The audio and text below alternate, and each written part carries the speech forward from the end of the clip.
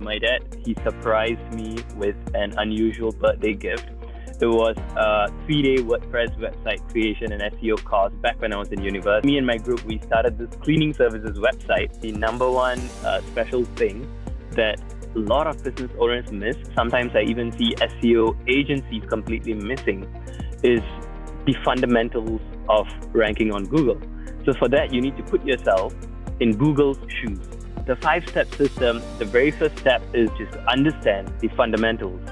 And then the second step, keywords, where you need to find keywords that people are searching for and check the keyword demand. The very first thing you should not do that a lot of websites do is they write content without doing their keyword research at all or without doing their keyword research correctly. Second thing to not do is to get backlinks, like to buy backlinks from some of these freelance platforms